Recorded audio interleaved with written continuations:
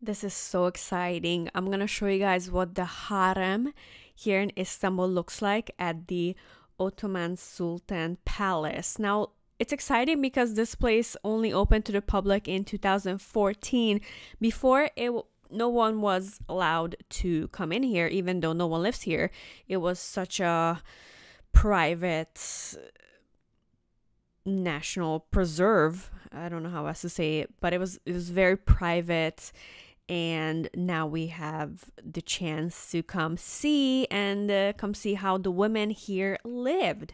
So the sultans lived here for 400 years, and the harem started in 1533. However, what you're seeing here was only added to the palace in the 16th century. Over 300 rooms for approximately 1,000 women. The more wives someone had in his harem, the more wealth it meant. And you will also notice that most of the colors, the interior design here is gold, blue, and green. There were also male workers here, but they were castrated. And at the beginning of the empire, it was mostly black slaves, and eventually they added some white male. But let's see how these women lived. I mean,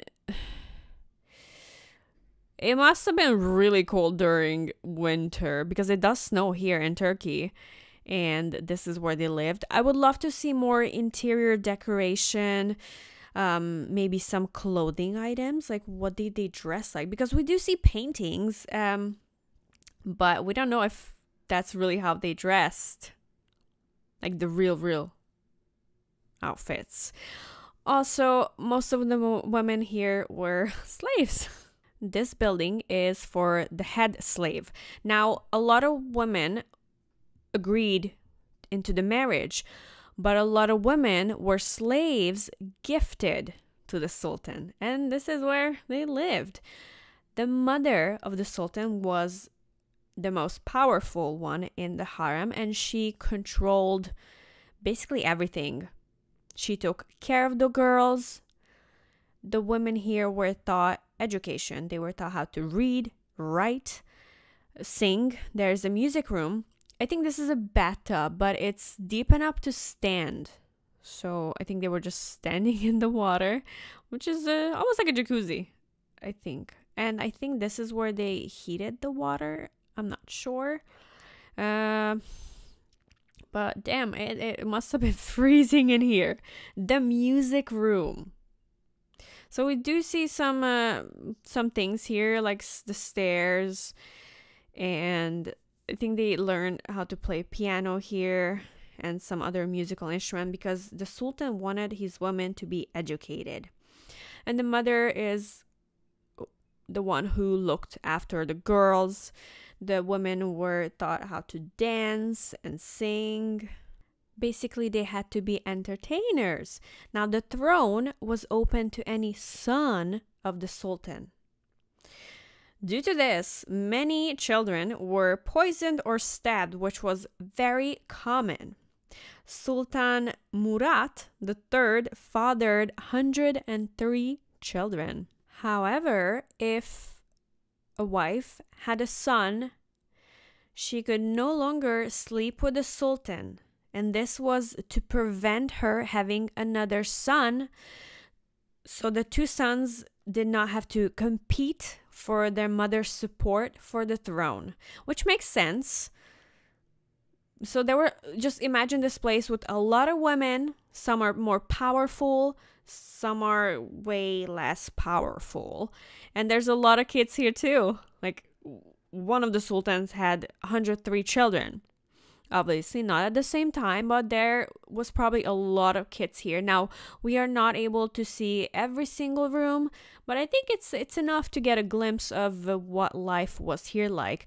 As you can notice, there's a lot of bars on the windows. Usually, most women were not allowed to leave, but the ones who agreed to the marriage, they are the ones who were allowed to leave. If you watch my previous video, which was the palace, you can notice the difference between the designs, the decoration. Here, the walls are mostly stone, and everything is very tight space, almost like a nicer prison compared to the palace. The palace is very colorful, a lot of mosaics and so much art for the walls. Everything is very bright, beautiful, vibrant. Here it's almost looks like a nunnery where nuns live, which kind of makes sense. But it's not very homey. Also, that a lot of women cramped up here. Yeah, crazy. We are so lucky that we live in today's world and we don't have to face the fate some of these women had. Of course, they had good lives. They had a home and they were fed. They were kept safe. So, you know, if for some, especially the ones who were brought here from slavery, they definitely had a better future than they would have had otherwise. Oh, look, some decorations. But yes, like I mentioned earlier, most of the coloring here are gold, blue, and green. I would love to do a research why. This looks like a nicer chamber. It's a shower place. It's much nicer compared to what we saw earlier. The Sultan also had favorite wives. So he had a few that he favorited and few that were just basically servants. The wives who he preferred, they got better housing, they got more money, and even power. Now, some of these women were very influential, especially when a mother's son became sultan at a very young age. She had a lot of power over him, and which influenced the throne and how he ruled. Now, this is a beautiful room. Can you guess why? This is where the Sultan hung out. Imagine women just bringing him food, bringing him pleasure, obviously. But I am going to show you the bed in a bit. But this is so beautiful compared to what we saw a few minutes ago. Like a whole different world. So much decoration. Beautiful. Just beautiful. But I would not live here. Thank you very much. Even though these women had like nothing to worry about in life, all they had to do is learn languages and learn how to entertain and please the Sultan. Look at that design on the top. And this is the bed. Now, I wish they would have left the mattress. I would love to see what kind of mattress they used back then. And like the pillows and some other roomy decoration, which would be like very nice to see. To have a glimpse of the real life of the harem and just how they entertain themselves. Also, I forgot to mention, once the slaves were brought here, the women, they were given new names, usually based on their physical appearance or personalities. And a lot of these women did not even speak Turkish. In fact, one of the most famous sultan's wife was Ukrainian, and she had major power over him. So, yeah, it's good to know.